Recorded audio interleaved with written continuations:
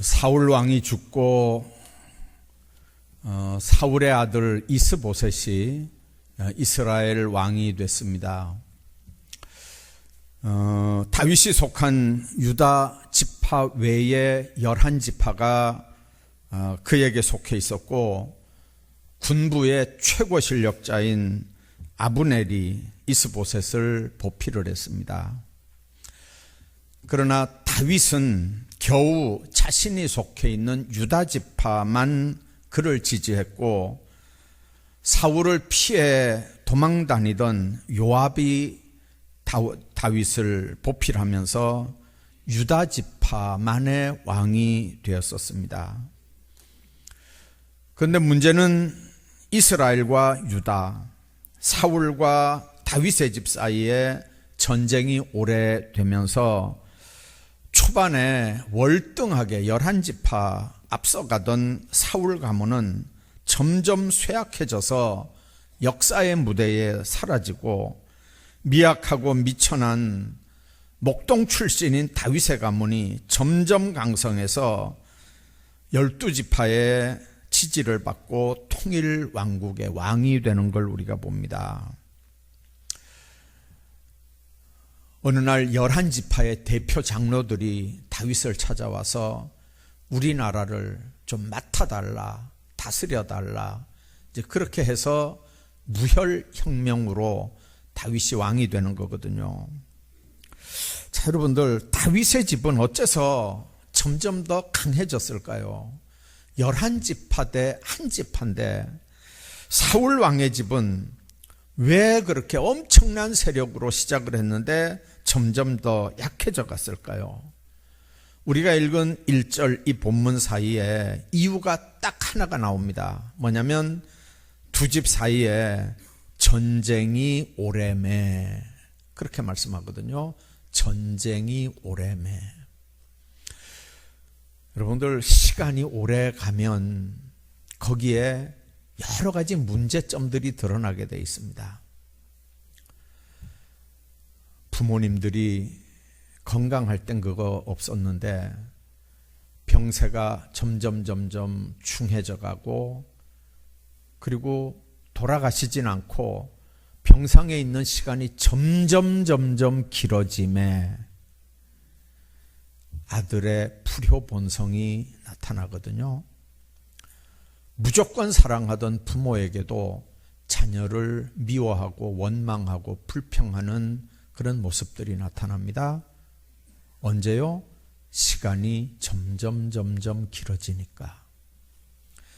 이 전쟁통에서도 시간이 점점 길어지니까 다윗의 집과 사울의 집이 문제가 이렇게 갈려지는 걸 봅니다. 자, 전쟁이 오래매, 이렇게 표현이 되어 있긴 하지만 우리가 그 단어 속에 숨어 있는, 거기에 하나님의 섭리가 있는 걸 우리가 보거든요. 이 단어가 다윗의 집은 정치적으로, 경제적으로, 사회적으로 강해졌다고 하는 의미의 히브리 단어 하자크라고 하는 단어가 기록이 되어 있고요. 사울의 집이 점점 약해졌다고 할 때 그 약해졌다, 그 말은 그 히브리 말로 따르라고 하는 단어입니다. 그 따르라고 하는 단어는 가난한, 천한, 그런 의미의 단어거든요. 경제적으로만 약해진 게 아닙니다. 군사적으로만 약해진 게 아니고요, 신분적으로도 사람들이 무시하고 경멸하는 그런 순간, 그런 자리까지 약해졌다는 그런 의미가 이 히브리어 따르라고 하는 말입니다.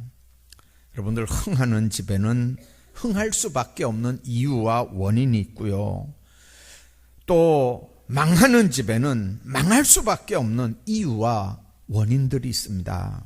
오늘 1절 보면 이스라엘의 초대왕 사울과 다윗의 집 사이에 전쟁이 있음에 사울 집은 점점 약해져 가고 다윗 집은 점점 강해져서 마침내 통일 군주가 되는 거거든요. 오늘 다윗의 집이 갈수록 흥한 이유가 뭐고 사울 집이 갈수록 약해지는 이유가 뭔지, 오늘 그 이유를 좀 생각을 하면서 은혜를 나누려고 합니다. 다윗 집은 점점 강해가고 사울 집은 점점 약해가는 이유, 첫째는 다윗은 관용의 사람이었고요, 사울은 시기와 질투의 사람이었고, 그리고 성격이 과격한 사람이었습니다. 관용하고 포용력이 있는 넓은 마음을 가진 사람은요, 인간관계도 원만합니다. 실제로 다윗이 사울을 피해 도망 다닐 때 목숨을 걸고 다윗과 함께 생사고락을 했던 600명의 특공대원들이 있었습니다. 여러분들, 다윗의 인격에 문제가 있으면 누가 왕을 대적하고 누가 다윗 편이 돼서 다윗과 함께 600명이나 도망 다니면서 그와 함께 생사고락을 같이 하겠습니까? 편협하고 시기질투 많은 사람, 거칠고 과격한 사람 주변에는 사람이 있을 수 없습니다. 그래서 관용하고 포용력이 있고 넓은 마음을 가진 사람은 주변에 있는 사람들이 다 자기 힘이 돼주기 때문에 흥하게 되지만, 편협하고 거칠고 과격한 사람은 결국은 쇠퇴할 수밖에 없게 됩니다. 여러분들, 다른 사람이 자기보다 더 잘 되는 거, 자기보다 더 인기 있는 거, 자기보다 더 인정받는 걸 봐주지 못하는 시기와 질투심이 사울 왕에게 들어가니까 결국은 구국공신이며 자기 사위를, 다윗을 죽이려고까지 하는 그런 모습을 우리가 봅니다. 어떤 때는 창을 던져 죽이려고 했고, 어떤 때는 침상으로 가서 침상에 다윗이 누워 있는 줄 알고 그저 이불 위로 이렇게 창을 찔러서 이렇게 죽이려고 한 적도 있습니다. 피해 다니는 다윗을 죽이려고 군대를 동원해서 샅샅이 수색을 하기도 했고요. 시기질투심으로 한번 좁아진 마음은 쉽게 풀어지거나 넓어지지 않았고요. 끝까지 다윗을 추격하고 다윗에게 집착하다가 결국은 자신도 죽고 자기 집안도 망하고 나라까지도 망하게 되는 일들을 우리가 봅니다. 그러나 다윗은 그렇지 않았습니다. 쿠데타를 일으킨 아들 압살롬에 의해서 왕권을 뺏기고 도망할 때 티끌을 날리면서 따라오면서 다윗을 저주했던 시므이라고 하는 사람이 있었습니다.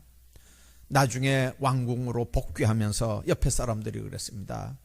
저 개 같은 시므이를 저걸 단칼에 죽입시다. 그럴 때 다윗이 그런 얘기를 했습니다.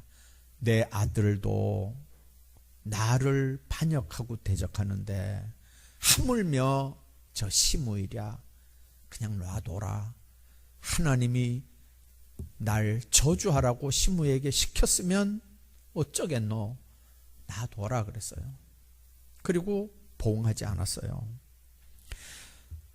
다윗을 죽이기 위해서 쉴 새 없이 추적했던 사울을 다윗은 죽일 수 있는 기회가 몇 번이나 있었습니다. 그러나 다윗은 사울 왕을 해치지 않고 그 곁에 있는 물병과 그가 입었던 옷자락만 잘라가지고 나온 때도 있었고요. 사울 왕을 죽일 수 있는 기회가 여러 번 있었지만 다윗은 하나님을 두려워하는 마음으로 모든 걸 하나님께 맡기면서 자기 중심이 아닌 하나님 중심으로 그 힘든 일들을 잘 처리한 믿음의 사람이요, 큰 마음을 가진 사람입니다. 욥기 5장 2절에 보면 분노가 미련한 자를 죽이고 시기가 어리석은 자를 멸한다 그랬습니다. 잠언 14장 30절에 보면 마음의 화평은 육신의 생명이나 시기는 뼈의 썩음 같다, 그렇게 말씀합니다. 남의 인기가 올라갈 때, 남이 잘 될 때, 남이 성공할 때 시기하거나 질투하지 말아야 합니다. 그리고 자기의 인기가 올라갈 때도 교만하지 말아야 합니다. 시기심과 질투심, 이는 내 인생을 흥하게도 하고 망하게도 하는 열쇠가 된다는 걸 여러분들 명심해야 합니다. 옛날 페르시아 어느 왕이 신하들과 함께 시골 순시하다가 마음 착한 목동을 만나서 그 목동을 왕궁으로 데리고 왔습니다. 그리고 관리로 채용을 했습니다. 목동은 평시에도 성실하게 목동의 사명을 다한 것처럼 왕궁에 들어와서도 그 왕의 기대 이상의 궁궐일을 잘하면서 그 궁궐의 분위기를 아주 좋게 만들었습니다. 정직하고 매사의 일처리를 지혜롭게 잘해서 많은 사람들에게 칭찬을 받고 나중에는 고급 관리가 됐습니다. 근데 문제는 이 고급 관리가 되고 얼마 안 돼서 궁궐 안에 그를 시기하고 질투하는 사람들이 생겨나기 시작합니다. 특별히 부정부패에 관여하던 관리들이 그를 모함을 하고 마침내 왕에게 고발까지 했습니다. 그 고발을 받은 왕은 그렇지 않은 걸 알지만 오랫동안 고민하다가 결국은 진상조사를 시켰습니다. 아무리 털어봐도, 아무리 뒤져봐도 무슨 잘못이나 허물이나 죄를 발견할 게 없습니다. 근데 한 가지 좀 수상한 게 있긴 했습니다. 그게 뭐냐면 이 궁궐에서 일을 하면서 평소에 어느 그 마구간 같은 그런 구석에 어떤 큰 상자 하나를 비밀리 이렇게 보관해 놓고 이제 가끔 거기로 드나드는 걸 이렇게 누가 본 거죠. 그러니까 이 고발한 사람들이 그 상자 속에 소중하게 간직한 뭐가 있는데 틀림없이 이 관리는 거기다 금덩어리 같은 걸 아마 보관하고 아마 착복을 하고 있었다. 그렇게 고발을 한 거예요. 그러니까 임금님, 그 상자를 가지고 오게 해서 왕 앞에서 그 상자를 열어보게 하십시오. 그러니까 왕이 옆에 고소한 사람들이 그렇게 하니까 시켰어요. 그래서 어디에 있는 그 상자를 왕 앞으로 가지고 왔고요. 그리고 사람들이 삥 둘러 있는데 그 상자를 왕이 열어보도록 명령을 했습니다. 왕에게 그 사람을 고소한 사람들은요, 거기서 뭐 금덩어리라도 나올 줄 알았죠. 이렇게 열어보니까요, 거기는 뭐가 나오냐면 왕궁에 들어오기 전에 목동이었을 때 입었던 그 목동의 복장, 모자, 지팡이, 피리 다 떨어져가는 신발 하나, 뭐 그런 게 그 상자에서 나오는 거예요. 뭐 금덩어리라도 나올 줄 알고 그냥 삥 둘러서서 이제 요거는 걸리기만 해봐라 했는데 걸리기는 뭘 걸려요?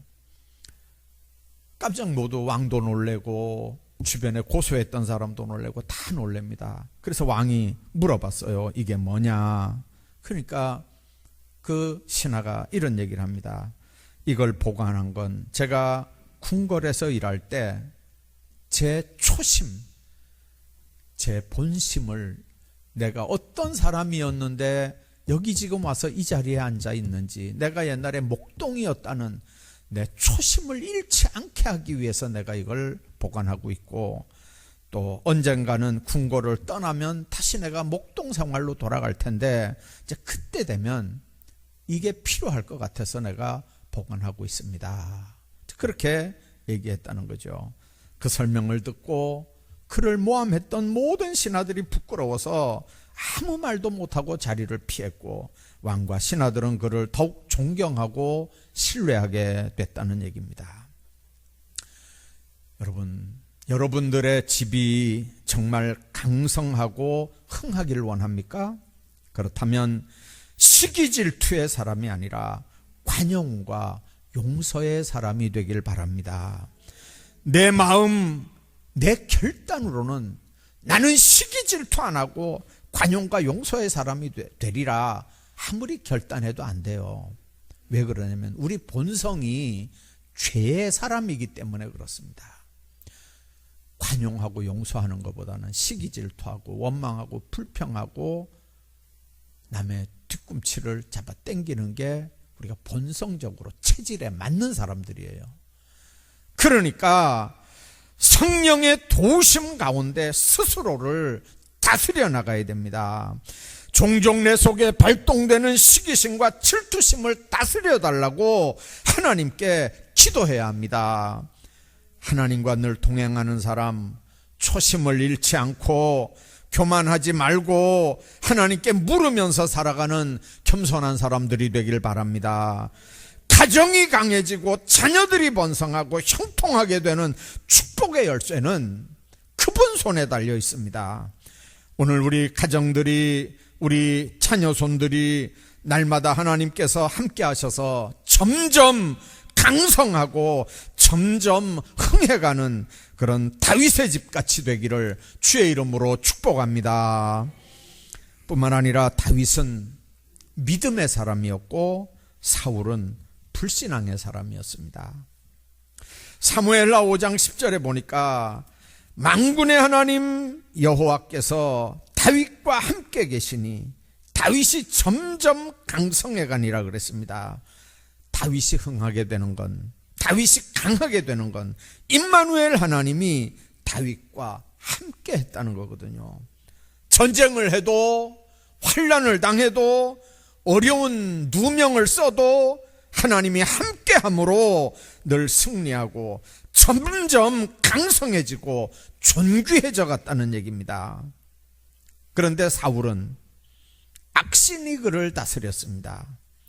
다윗이 기도하면서 수금을 타야 사울을 힘들게 하는 악신을 물리칠 수 있었습니다. 사울이 악신에게 해방될 수 있는 유일한 방법은 다윗이 수금을 타줘야, 그래야 악신이 물러가고 마음의 평안을 찾았거든요. 그런 다윗을 창을 던져 벽에 박으려고 한 게 사울입니다. 나중에는 엔돌에 신접한 여인을 찾아가는 그런 일까지 벌립니다. 사무엘상 28장을 보면 사울이 여호와께 묻자오되 여호와께서 꿈으로도 우림으로도 선지자로도 그에게 대답하지 아니하시므로 사울이 그 신하들에게 이르되 나를 위하여 신접한 여인을 찾으라. 내가 그리 가서 그에게 물으리라. 꿈으로도 우림으로도 선지자로도 하나님께서 응답하지 않았습니다. 그러니까 다윗이 너무 답답하니까 신접한 여인을 찾는 거예요. 변장을 하고 옷을 바꿔 입고 엔돌에 있는 신접한 여인을 찾아갑니다. 여러분들, 사울의 마음이 얼마나 답답하고 급합니까? 그러니까 무당을 찾아가죠. 여러분들, 무당을 찾아가 물어보는 불신앙, 하나님이 제일 싫어하는 거거든요. 권사 대환영, 집사 대환영, 점집에 그런 거 붙어 있다는 얘기 들어보셨나요?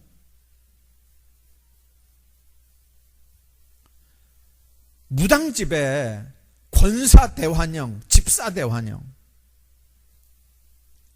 이게 뭔 얘기예요? 심심풀이로 장난삼아 한번 가본다는 얘기잖아요.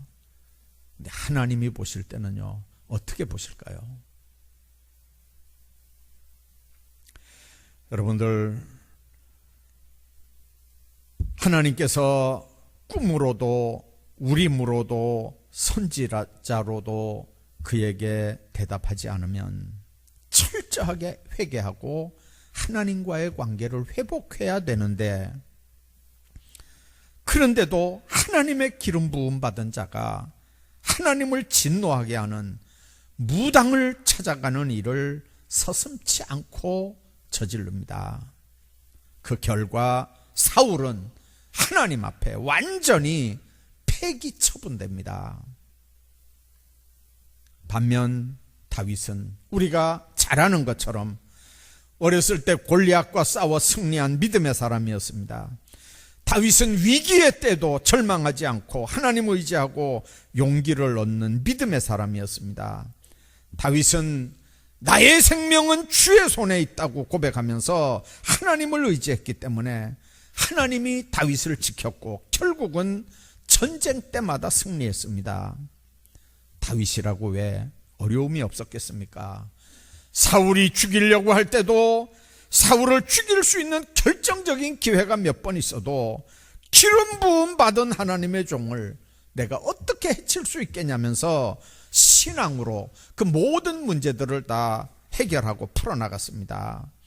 그는 잘못하고 실수를 했을 때도 회개하고 철저하게 회개하면서 신앙으로 해결했기 때문에 하나님은 너는 내 마음에 합한 사람이라고 하면서 하나님께로부터 인정받고 그 집안도 점점 강성해가는 집안이 된 겁니다.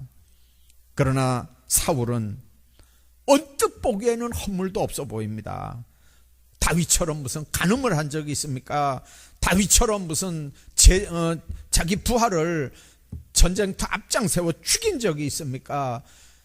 어떻게 보면 사울은 다윗보다는 의로운 사람 같거든요. 그런데 언뜻 보기에는 그래서 사울에게는 신앙이 있는 것 같아요. 그런데 그의 삶에서 참다운 신앙의 모습은 찾아볼 수 없습니다. 그 사람이 신앙이 있는지 없는지 뭘 보고 알 수 있습니까? 하나님께 드리는 제사를 어떻게 드리느냐, 그걸 보면 그 사람이 믿음이 있는지 없는지를 알아봅니다. 그는 하나님께 드리는 제사, 하나님의 제사를 멸시한 사람입니다. 도액을 통해서 제사장 85명을 반석 위에서 다 죽이게 한 사람이 사울입니다. 제사장 85명을 눈도 깜짝 안 하고 그냥 순식간에 죽인 사람이 사울입니다. 뿐만 아니라 사울은 사무엘을 통해 주신 하나님의 말씀을 버렸다가 하나님께 버림을 받은 사람입니다. 하나님과의 관계가 단절되니까 결정적인 상황에서도 어떤 방법으로도 응답받지 못하니까 신접한 여인을 찾아갔던 사람이거든요. 그리고 이 사건 때문에 사울 본인만 죽는 게 아니고 그 자녀들과 그가 거느린 수많은 군인들이 함께 전쟁터에서 죽임을 당하는 역사를 우리가 기억하지 않습니까? 다윗의 친구 요나단의 아들 그 귀한 요나단도 그 전쟁터에 나가서 같이 죽임을 당하는 그 안타까운 모습을 우리가 보게 됩니다. 여러분들, 그런 상황에서 점점 강하게 되는 사람이 누굽니까? 하나님을 의지하는 사람입니다. 믿음으로 어떤 시련과 역경 앞에서도 용기를 잃지 않고 전진하는 신앙의 사람입니다. 신앙의 사람 앞에는 환난의 홍해도 갈라지고요, 난공불락의 여리고도 무너집니다. 문제 골리앗도 거꾸로 뜨리는 거고요, 우리를 묶고 있는 쇠사슬들도 다 풀어지게 돼 있습니다. 믿음은 승리하게 하고 불신앙은 패하게 합니다. 믿음은 흥하게 하고 불신앙은 쇠하게 합니다. 불신앙의 집안은 점점 약해가지만 믿음의 집안은 점점 강해져 갑니다. 그런 믿음의 집안들이 돼서 그런 축복들이 여러분들 가정에 풍성하기를 주의 이름으로 축복합니다. 뿐만 아니라 다윗은 겸손의 사람이었고 사울은 교만의 사람이었습니다. 다윗이 자기는 백향목궁에 거하면서 여호와의 법궤가 있는 장막 너무 죄송하게 생각해서 성전을 건축하려고 합니다. 그럴 때 했던 얘기가 뭐냐면 나단 선지자에게 그러죠. 나는 누구며 내 집은 무엇이 관데 나를 여기 이르게 하였나이까.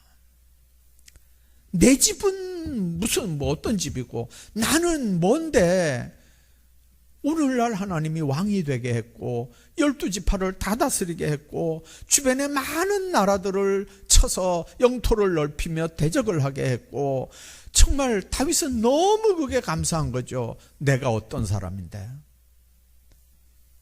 초심을 잃지 않았습니다. 자기 근본을 알았고요, 늘 근본을 잊지 않고 살았던 사람이에요. 또한 다윗은 범죄했을 때 무명의 선지자 나단이 와서 손가락질하면서 바로 당신이 그 사람입니다 할 때 죄를 책망받을 때 겸손하게 회개합니다. 시편 51편 같은 데 보면요, 침상이 떠내려갈 정도로 통곡을 하는 거예요. 왜 그러냐면 다윗은 알거든요. 하나님 앞에 범죄한다는 게 그냥 그걸로 끝나는 게 아니에요. 범죄했다는 말은 하나님과의 관계가 단절됐다는 얘기고, 단절이 됐다면 기도가 안 올라오고 찬송이 안 올라가고 기도도 안 올라가고 축복도 안 내려오고 응답도 안 내려오고 하나님하고 관계가 단절이 되면요, 얼마나 답답하겠어요. 조금 전에 사울 얘기했잖아요. 얼마나 답답하면 무당을 찾아가냐고요. 오늘 다윗이 하나님 앞에 그렇게 회개할 수밖에 없는 건, 하나님과의 관계가 끊어지면 자기는 아무것도 아니라는 걸 알기 때문에 철저하게 회개했습니다.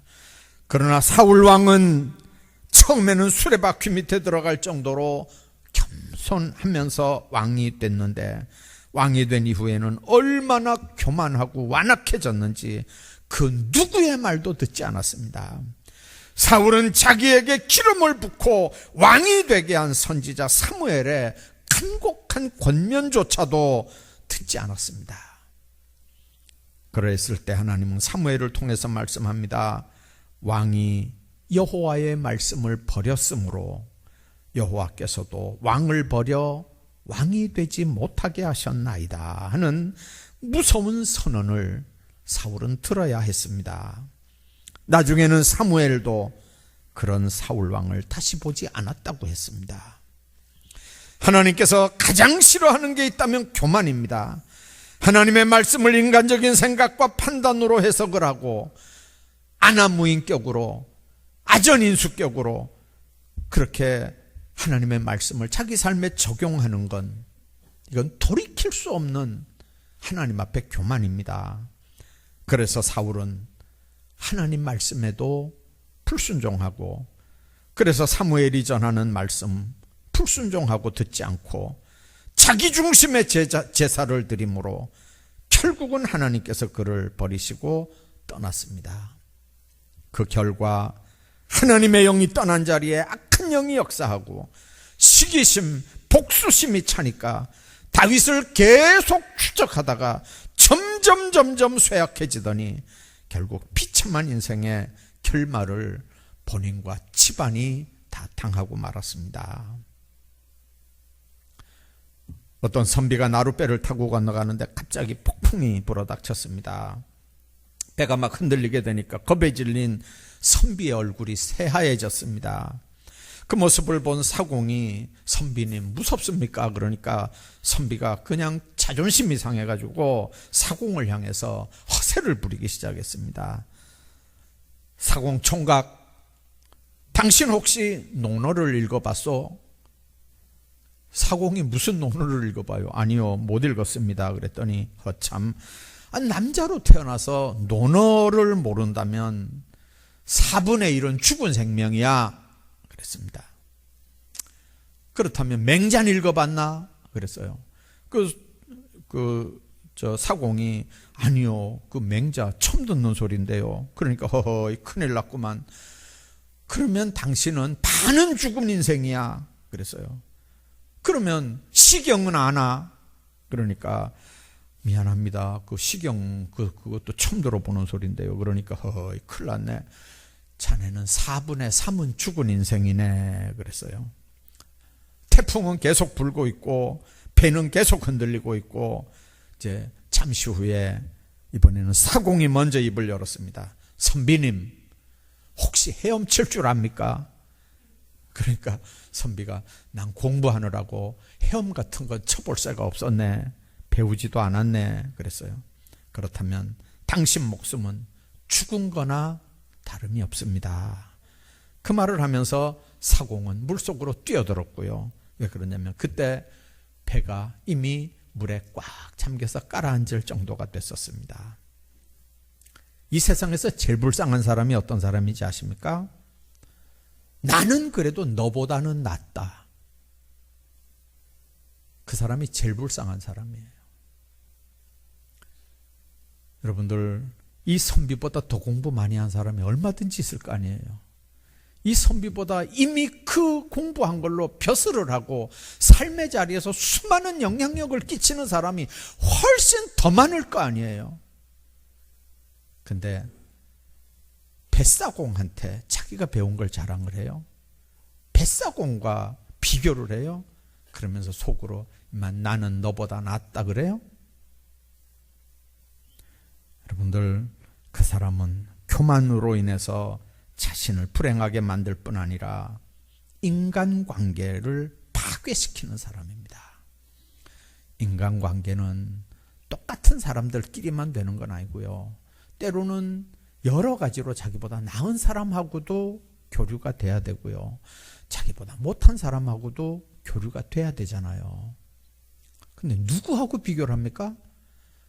누구를 향해서 나는 너보다 낫다 그럽니까? 인간관계 안 되는 거예요. 사랑하는 여러분, 정말 여러분이 가정이 점점 더 강성해지기를 원합니까? 우리가 강하기를 원한다면 관용의 사람, 마음이 넓은 사람이 돼야 됩니다. 점점 강해져 가기를 원한다면 믿음의 사람이 되시고 하나님만 절대적으로 의지하는 사람이 돼야 합니다. 점점 강해져 가기를 원하면 하나님과 사람 앞에 교만하지 말고 겸손해야 합니다. 다윗의 집처럼 하나님이 세우시고 점점 강하게 하시는 축복이 오늘 우리 모두의 가정에 함께 하시기를 주의 이름으로 축복합니다.